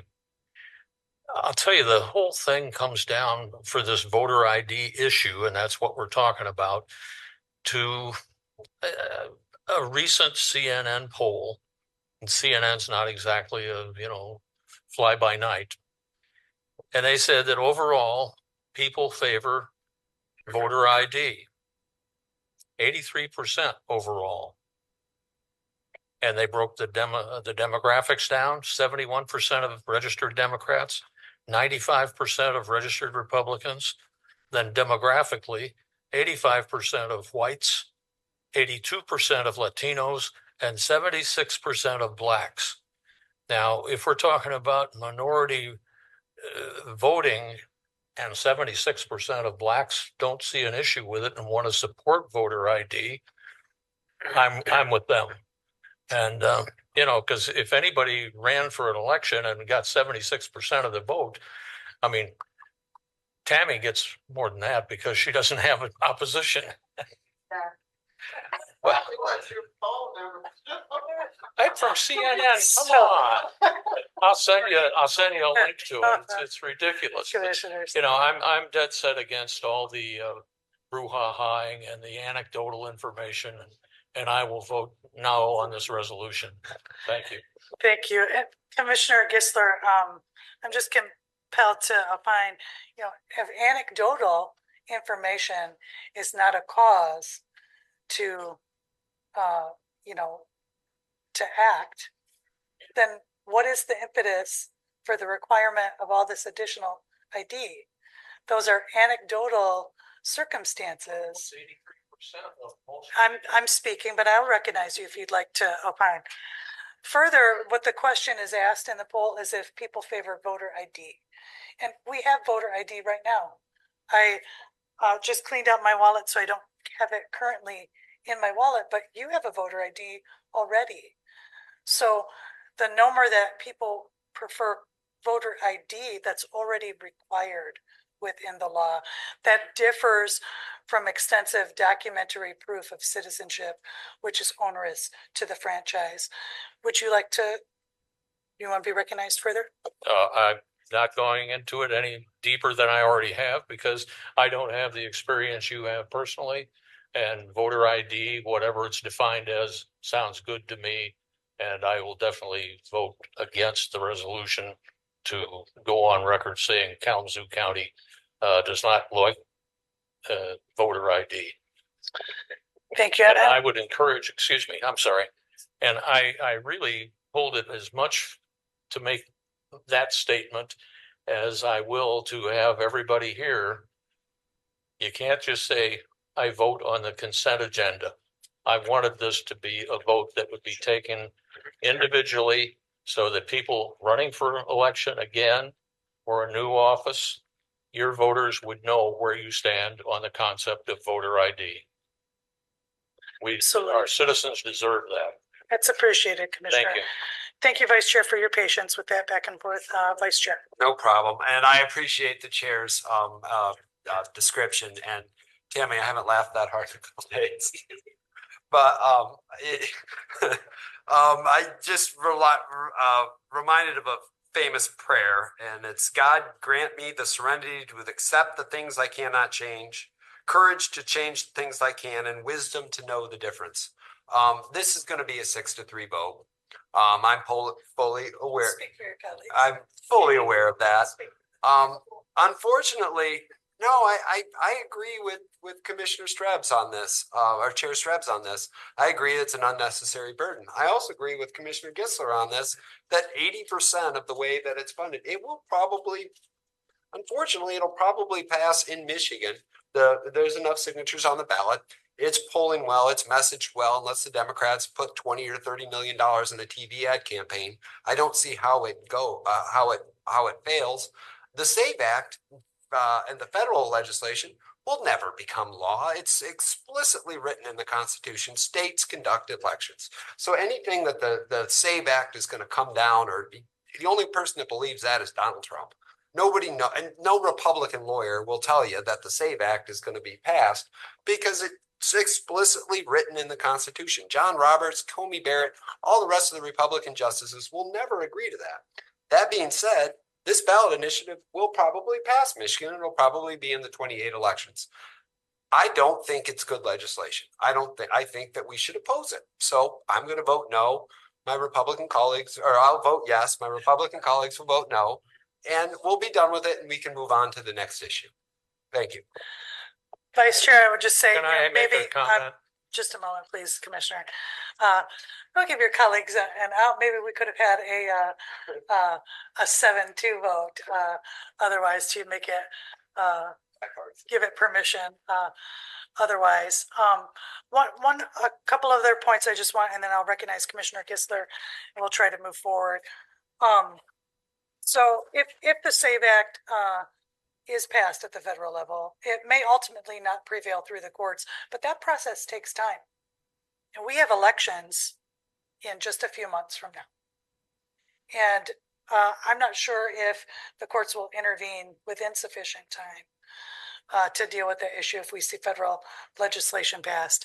And further, I think at the local level, we'll continue to explore what options we need to expand so that people can hopefully have expanded opportunity to get access to documentation for citizenship. I went out and got passports for my entire family. I've never traveled internationally, and I spent those many, many hundreds of dollars so we could have the right to vote. But not everybody has got the opportunity to spend those resources. Commissioner Morales did say Commissioner Gissler would be recognized. Okay, Commissioner Morales. So thank you, Chair. I think outside of this, the bigger issue is that we protect our polling places. We see states like Illinois making sure ICE can't come in and deflect. I think that's the next thing that we need to focus on. Where is our sheriff standing? Where is KDPS standing in these issues and outside municipalities so that we don't have rigged elections? I mean, at the end of the day, we know what side of the table is stealing ballots and crushing, people's ballots nationwide. And it doesn't look like some of this board. So again, I look forward to hearing from, and I hope KDPS and the city of Kalamazoo are watching, what are they going to do to protect constituents? I mean, not just in our general election, but we got ballot issues coming up May 5th. So I don't think one election is more important than the other. We need to be protected in all of them. And so beyond this vote, we are going to see how much our government officials, as far as KDPS and the sheriff's office, care about protecting us while we are voting at the polls. Currently, even if you don't have an ID, you can sign a waiver by bringing, pieces of mail and different things. So I think we'll be good unless, our administration chooses to be rogue in these next couple of months. And I think with that, we need to be prepared for that. All right, with that, yes, Commissioner Duluth. Yeah, Yes. because I agree with Commissioner Gissler on this brouhaha. That's exactly what it is. I don't know why we're experiencing this. 2026, how many years have we had elections, and now it's a problem. And Pro Tem Hepler, your statistics or whatever, people speed, what percentage of people speed? 80, 90%? People commit murders. In Michigan, the last election, we had 7.2 million voters, and they questioned 15 out of 7.2 million. This whole thing is just ridiculous. It's upsetting, and where this information is coming from, I don't know. But I can't believe that we're in this position we are. It's a sad state. With that, clerk, will you please call a roll? Commissioner Wheeler, Yes. Commissioner DeLue, Yes. Commissioner Gissler, No. Vice Chair Pro Tem Hepler, Commissioner Mazer, Nope. Commissioner Morales, Yes. Commissioner Ray, Yes. Chair Strubs, Yes.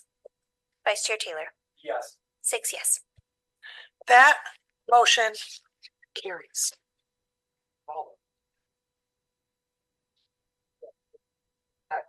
All right. With that, I believe we have exhausted those items. We'll go to item 14, which is our opportunity for public comment.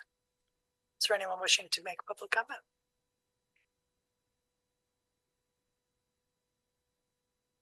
Welcome.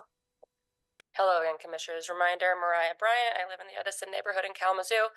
I just want to thank you for passing the resolution before you this evening in support of local democracy. I especially want to thank Chair Strubs for your comments and your personal story. I really appreciate that.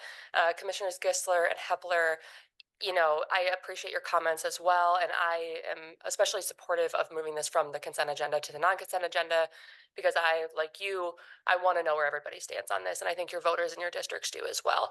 I want to know how every vote here tonight happened and what the justification for that was, similar to how I want every vote to count in the state of Michigan in every election and every registered voter. I want to know that the results of the election are based on as many people voting in those elections as possible. So I really appreciate your comments. Many boards at the county level across the state are refusing to take up this issue because they don't want to get involved. And so I really commend your bravery in doing that this evening. And to to Vice Chair Taylor's comments, we will see what shakes out in sort of this bifurcation between state and federal. And I hope to have all those of you who voted yes, hope to have your support in the upcoming election on this issue. Thank you. Thank you.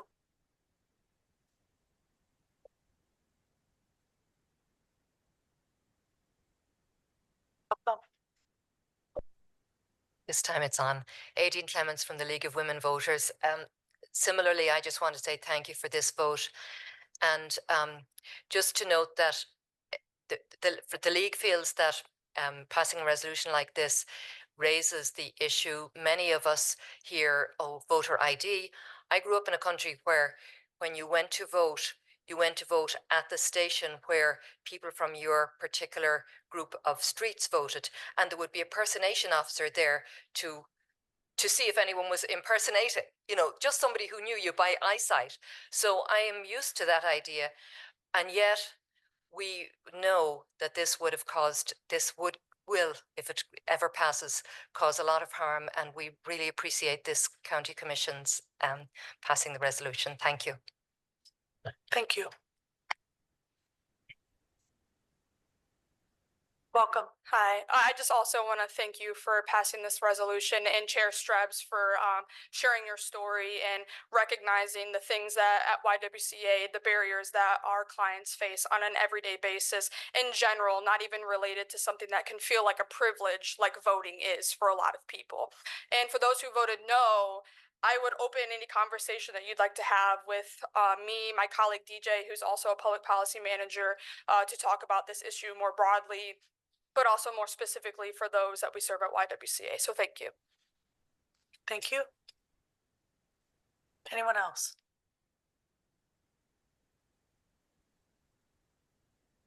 Oh, I thought, yeah.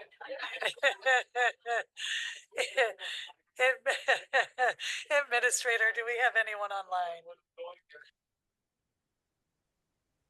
All right. we will close our public comment. Comes time for a report of the officers, bodies, administrator, and controller. I'll just reflect and brief. We had a lot of discussion on this item tonight, but there are many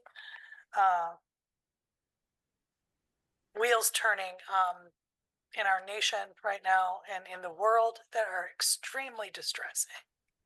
And I've articulated that deep distress previously. The federal administration is undermining our democratic norms. They're threatening the democratic processes, the right to vote, the right to speak, the right to think are all coming under question. And, you know, often vitriol gets slung back and forth and people make accusations to opposing political parties of overreach.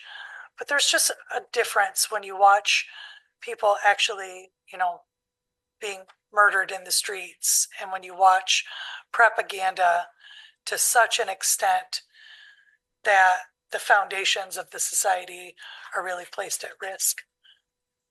And, you know, I just want all of us to remain committed. All of the rhetoric around, you know, how volatile the upcoming elections will be, what enforcement support we'll need from local authorities, or who will have access to the right to the ballot and on, are all, you know, whether they intend to be or not, rhetoric that potentially discourages all of us from thinking there's a point to participating. And there's never been more of a point. Never. Not in my lifetime. And our country has been through some very dark periods before. Unfortunately, this will not be the last of them that we face, but participating meaningfully and fully, not just in election day, but every day, that role of the citizen is one of the most profound roles that we have. So let's just keep fighting for it. Thank you. Vice Chair. Thank you, Chair. We accomplished a lot of great things today. We had a great conversation about police protection and what it looks like in the county in the future. We got our annual report from our treasurer. I must have missed it, but I got it last time and I just found it now, but I will go through it. I promise. The Office of the Drain Commissioner's annual report. I'd like to thank him for that as well. A couple of things that we did today. A couple more employees in our housing department, one more employee in our veteran service office. We're building up the ability to provide those services to the people in Kalamazoo. We passed the bonding, or started the bonding, the public hearing for the bond for the youth sports complex. I'd like to thank Commissioner Wheeler for serving on that, and what we're able to do, and the amount of tourist dollars or hotel dollars that will be coming into our community from that. I think it's going to be real and it's going to be substantial. I'd like to give a shout out to two employees that work here at the county. One of them has left, but just the tremendous impact that they've had. Mary Balkema with housing, her ability to secure or help to secure additional funding for the landing place, her ability to constantly look for new ideas to how do we dip into that lower AMI, and how do we help more people with the housing dollars that we have, I think it's a true benefit to the community. And another kind of unsung hero that I've mentioned a couple of times is Tyler White. His ability when he came in here and invest our income, we're now making over $5 million that we weren't making before. That's taxpayer dollars that we were leaving on the table that we now have the ability to put into housing, to put into wages for our employees. These are the type of employees that make Kalamazoo County great. And I just want to give a shout out to those two. I know Mary left. And then on a little bit of a lighter note, we have our elevator working, and I am currently working on whipping the votes so that we can put a plaque and we can name that elevator the Zachary Lassiter elevator. So his commitment But in all seriousness, I want to thank Mr. Lassiter for his passion. As I'm going to say, his passion. But we worked very hard on that, getting that elevator back open. A lot of it because of his passion.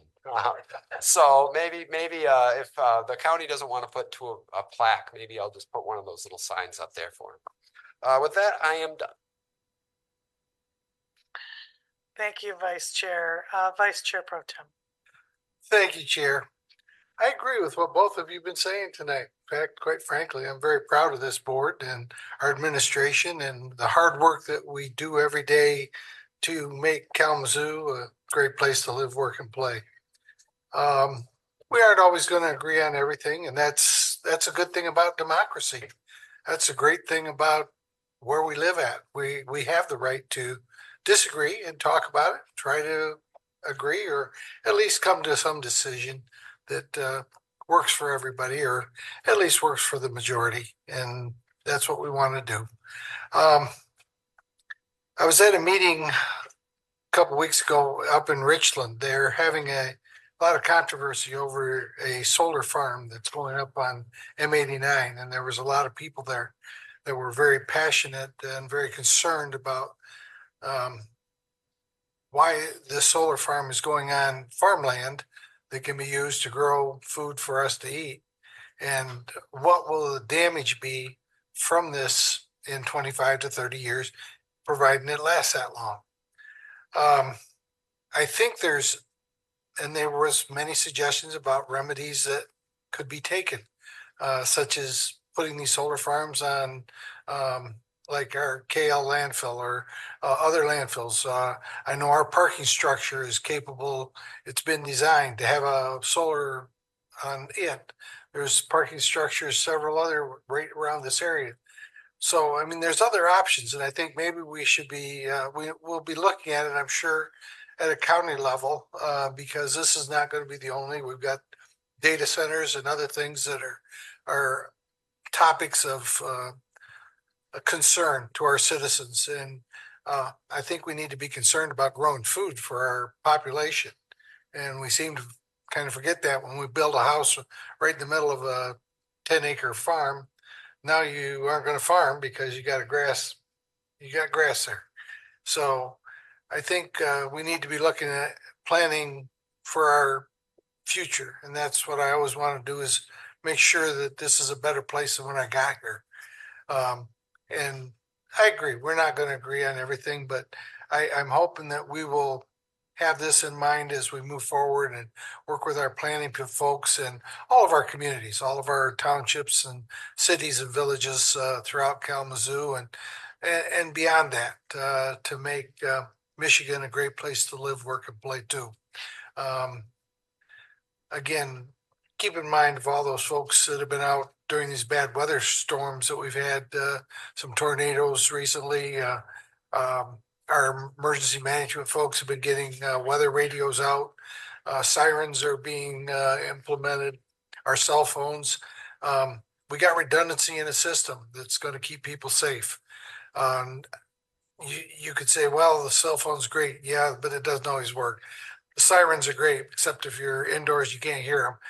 The weather radios, I mean, but with a multitude of things will keep more people safe. Last week was the anniversary of the tornado that went through the village of Augusta in 1977.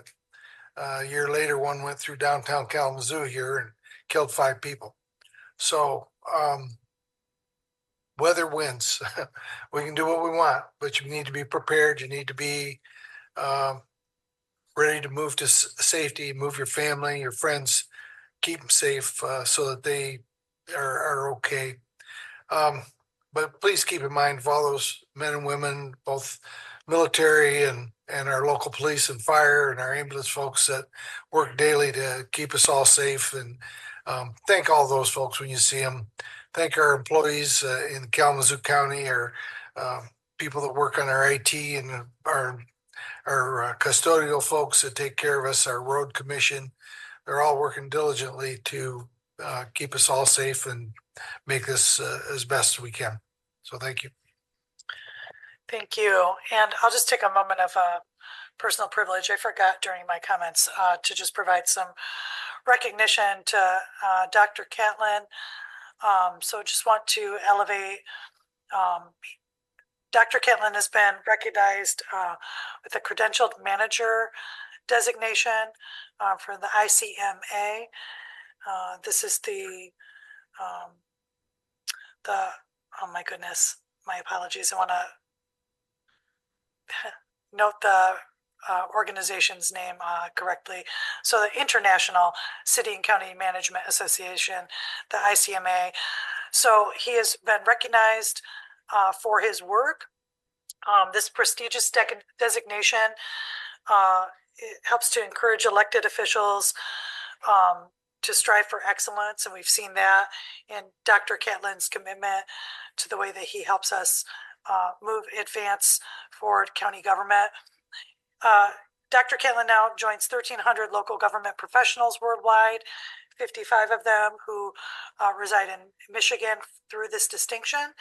In order to earn the credentialed manager designation, Dr. Catlin demonstrated substantial executive level experience in local government, possesses advanced education in public administration and related fields, and maintains a commitment to both integrity, professional development, and his lifelong learning.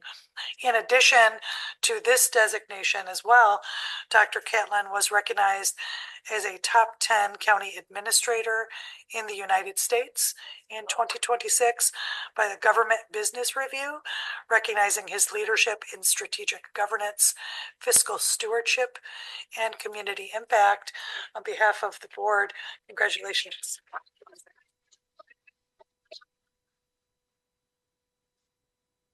Oh, yes. Thank you. Dr. Catlin, please. Well, it is. I love it though. You know, we do great work. The board obviously demonstrated that tonight through your actions and commitment to stewardship of the county payers' tax dollars. A lot of progress made tonight, and appreciate the recognition and the praise, chair and board. It's very well appreciated. So a lot of items actually to discuss tonight, very important things. And in one particular case, we just need some strategic direction on a particular matter. First, I do want to, sort of harken back to Vice Chair's comments related to Tyler White. One thing that the treasurer is very good at doing is empowering staff. And one individual he's actually empowered is certainly Chief Deputy Treasurer White. He's a joy to work with. Our finance department really gets along with the treasurer's office. There's a lot of synergy there. So we really do appreciate Chief Deputy Treasurer White and Treasurer Whitener as well.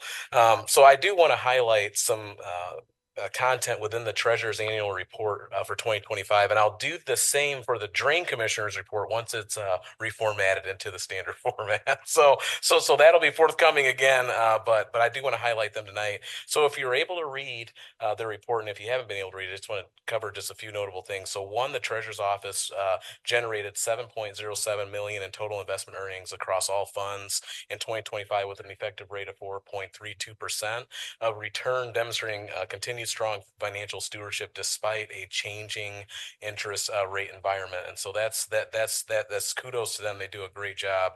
Investment strategy remains aligned and disciplined with public sector best practices, prioritizing the safety of principal, liquidity of operations, and yield optimization. Chief Deputy Treasurer is also an Excel wizard and loves those pivot tables and things. And so he's been able to, I know other staff in the office, been able to continue to innovate, including the development of internal benchmarking tools to ensure competitive investment decisions and the attainment of advanced professional certifications, strengthen that capacity. Foreclosure prevention efforts continue to yield significant results. So 97% of parcels in forfeiture avoided foreclosure through payment and engagement with the treasurer's office. Of 140 extension agreements, only 6 resulted in foreclosure. So that's demonstrating the effectiveness of early intervention strategies. And so our hats go off to them too. And so the majority of foreclosed properties were vacant or unsafe structures, reinforced So we're proud of the treasurer's office. They're doing phenomenal work, and just encourage them to keep up the good work. We have 2 board training and capacity building opportunities that we want to talk about. So we're coordinating 2 targeted training sessions to better equip the board ahead of the budgeting process and key decision points. One is actually scheduled April 20th at 3:30 p.m. and we'll be getting this information out. The focus on this one is funding mechanisms for major construction projects. So we'll be including a discussion on bonding strategies, financing tools, and long-term fiscal implications.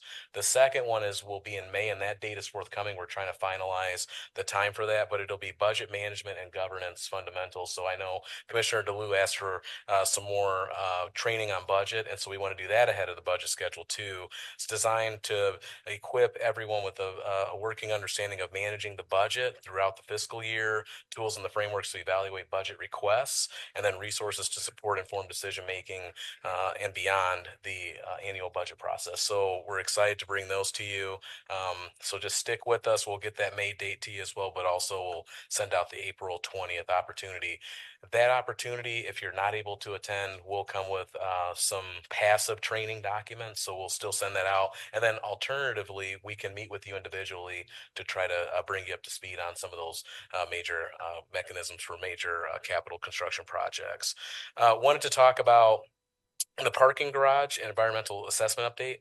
One of the parcels associated with the parking garage required an additional environmental assessment. So luckily Fishbeck was able to work with us to produce a memo, and we're sending that into Waste Management now to see if that'll suffice. If not, we have to engage Fishbeck to avoid delays in the project because of the environmental assessments that are required. So we think we have what we need. Miller Davis is forwarding that up the chain through Waste Management, and we'll keep that on schedule, hopefully. And speaking about the parking garage, the groundbreaking, we have that scheduled this Friday at noon. So we'll be sending out details to the board on that as well. And so that way they can get started. You can already see some of the work has already been taking place over there. We removed the fence so that Miller Davis could come in and start staging their equipment, etc.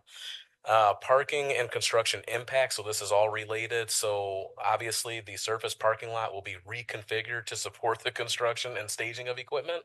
And so there will still be surface lot availability. However, it will be significantly reduced.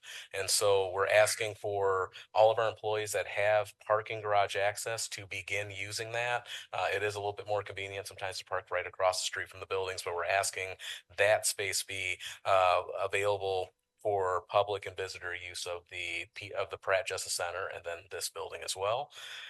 And then lastly, this is where I need some direction. So just hear me out on this. And so we have our Equalization Director, Matt Hansen, is retiring in May next month.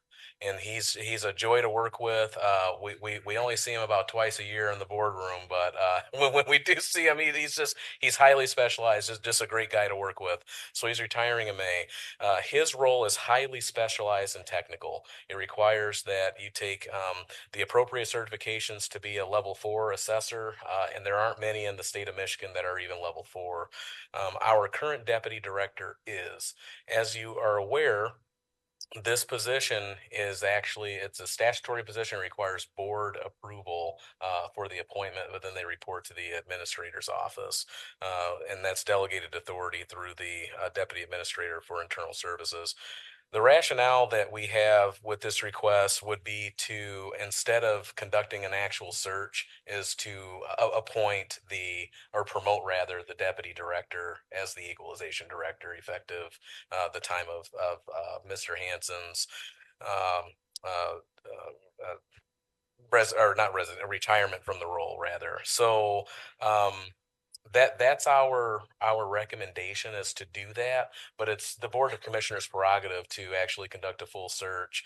I'm aware of, in this area, there just aren't many. I talked to the other 9 Southwest Michigan County administrators. A lot of them struggle to hire equalization directors. What Matt did was had some succession planning in place to ensure on the role. So that's our recommendation, but I'd like to get some thoughts from the board on that approach, and we're happy to do whatever the board desires. And that's all I have for this evening. Thank you. Thank you. I'm in support of that recommendation. Personally, I see Vice Chair and Commissioner Morales, Vice Chair Pro Tem. Yeah, you're not going to find a level 4 that's going to take that position at that salary. They're going to go make a heck of a lot more money on the east side. But that being said, I think if we have a level 4 that can take it over, I think we need to do that as quickly as possible. And Matt will be missed. He is one of the best equalization directors. I mean, any assessor in any township knows him. They know his work. He's, you know, him and the Ben Brusso and all that whole assessing that have been there for years. They're certainly a force to be reckoned with in that department. Not just saying that because you were friends in high school, as I just learned. Commissioner Morales. I'll yield to the administrator. I apologize. I just wanted to just give a final note because Vice Chair, spoke very high, and I know all of us think very highly of Matt. He will still be around. He's not retiring because there's anything. He's retiring because it's time for him to retire and enjoy the other fruits of life. He will be around, and will certainly entertain our calls should we need his assistance. So I just want to put that point on the record. Thank you. Thank you, Commissioner Morales. Thank you, Chair. So same sentiments as Vice Chair, and I think that's exceptional leadership to make sure that your staff is trained and know everything that you know in case something like this happens. I'm glad that it's internal because that's institutional knowledge that we do not have to retrain or contract him back. He can actually enjoy his retirement. So congratulations to him. Thank you. Vice Chair Pro Tem. Thank you, Chair. I'm hoping that he will start training somebody so that there is some depth in that department. I know it's not that big, but they do a great job. So thank you. All right, so it sounds like we are in consensus support with administrator's recommendation. Just little things on parking because I'm going to forget if I don't just ask you right now. So just two things on our surface lot. I don't know if we can follow up with the construction crew. Sometimes people park in the entry to the ground lot here. Can they put some like cones or something to identify? It's just a little unclear that that's like the curb cut to get into the parking. The other is that currently there is utility work that's occurring on Rose Street, and it has blocked off our handicapped parking that's closest to our south entrance. Do you know how long that will continue where folks don't have access to that parking location? Yes, great questions and suggestions. So we'll get with BNG on delineating the curb cut so that way folks don't park there. We did receive an inquiry actually just the other day regarding the handicap spaces on I guess it'd be the west side of the building. And so, or the east side. East side of the building. Yes. So yes, consumers was supposed to be done with that work by the end of March. They're a little bit delayed. I did see that they've placed all the concrete, that they cut away. And so I would have to imagine sometime by early next week, those spots should be opening back up. Consumers was completing a natural gas project, and that's why they needed to sort of commandeer those spots, so to speak, but they will be making those available once their work is complete. I would hope by early next week it should be complete. Thank you for entertaining that. Commissioner Kistler. Yes, I apologize to everybody, but especially you, Kevin. What did you say about parking?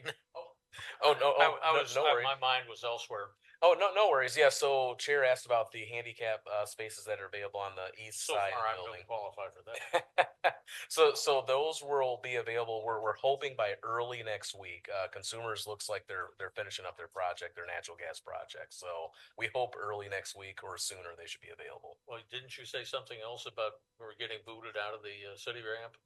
No. So what I said about the city ramp, or not, and it's actually not a city ramp. It's actually Plaza Court, but that ramp, I'm encouraging employees that have passes at the Arcadia ramp and at the Radisson ramps to begin parking there because some employees have been leveraging the surface lot across the street, but we're encouraging employees to actually utilize the parking garage parking to free up that space for our jurors, visitors, patrons of this building and the Pratt Justice Center. So I'll get to continue using the gerbil tube, as Sean calls it.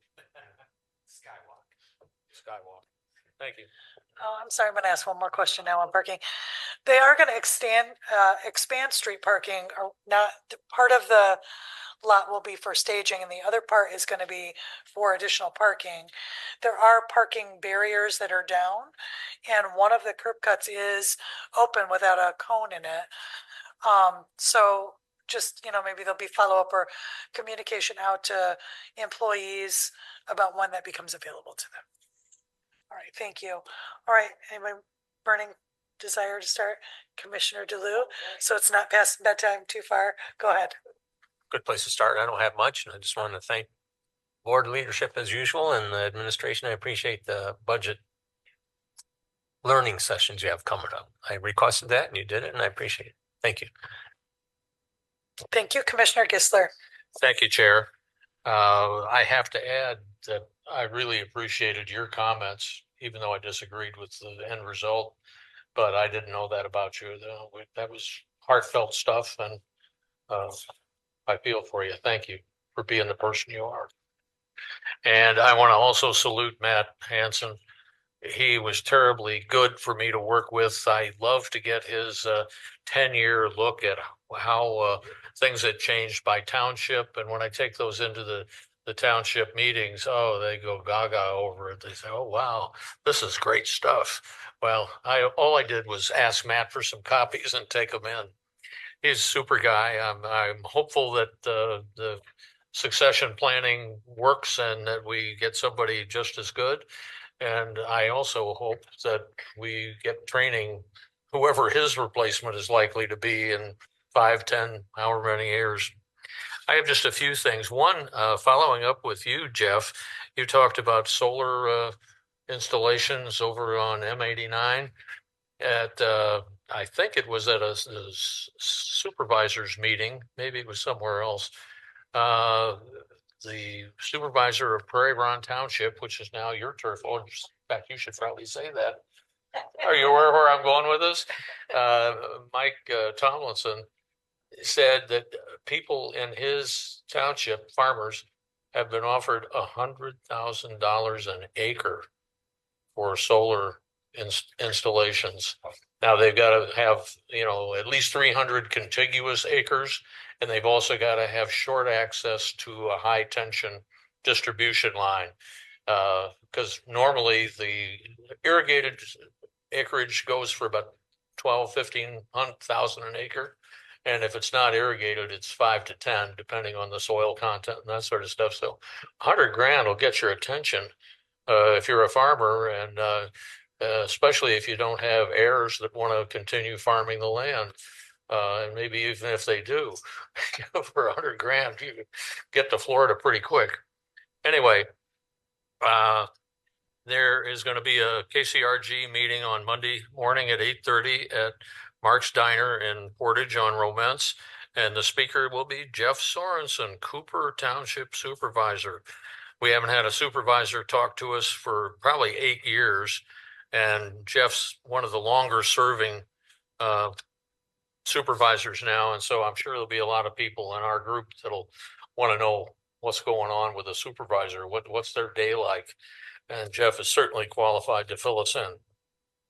There are a couple of training issues or opportunities coming up. The 15th of April at the Expo Center, there'll be another duplicate meeting of the one that was held on April 1st out in Ashtimo. And it's for elected/appointed officials of some sort. It's local training having to do with Office of Emergency Management. Brandy was there, and she was great. And the guy who made the presentation is getting ready to retire from the Office of Emergency Management, I think in 2 months for the Michigan State Police. And he forgot more than anybody else in the room added together. We'll know about that sort of thing. He's very good. Don't miss it if you can. If you're an elected or appointed official, please plan on taking that in. It was most rewarding. It'll be at, like I said, at the Expo Center. It'll start at 3 and it'll probably run till 5 because he tried to do it in an hour and a half and it just didn't work. And lastly, there'll be a Skywarn training session by the National Weather Service. And I'm sure Brandy and Casey will be involved in that. And that's on the 18th of April out at the Red Cross facility on the west side of 131. This is the thing we talked about this very preliminarily because nobody knew much about it, but they want to have people in Kalamazoo County. We're understaffed, so to speak. The state of Michigan is understaffed to have these Skywarn trainees ready to, during bad weather, open their door and poke their head out so it can supplement the radar that you get on TV and that you get online. And they can have some actual recording of people saying, there's nothing here. I don't know if it's rotating on the radio or the radar, but no big deal. Or, run like hell, get out of here, get to the basement. And that's it. Thank you. Thank you. Commissioner Mazer. I'd like to thank Commissioner Morales for bringing in the gentleman from Kalamazoo Youth for Christ. Did you say he's the director? Okay. Because back in the day, you don't know this, but I was a member of the Kalamazoo Youth for Christ teen team. That means that was a long time ago. Okay, as a teen, Anyway, yeah, so that it's a great organization, and they do a lot of good things for Kalamazoo, for the youth in Kalamazoo. And then one other item, just real briefly, as a Michigan alum, I have to say, go blue! Congratulations, basketball team. So thank you, Commissioner Morales. Thank you, Chair. I really don't have anything tonight. I think we said what we needed to say. So be safe and have a good night. Commissioner Wheeler. Thank you, Chair. I also attended the emergency management training on April 1st. It was great. Very good training. I'd highly recommend it to anybody who can make it. I will not be here at the next meeting on April 21st. I'll be out of town for training for my day job. But I wanted to remind everybody that our first meeting in May will be on a Wednesday due to the election. So, yeah, that's what I'm here for. That's all I got. Thank you. All right, I think we have nothing else before us. We're adjourned.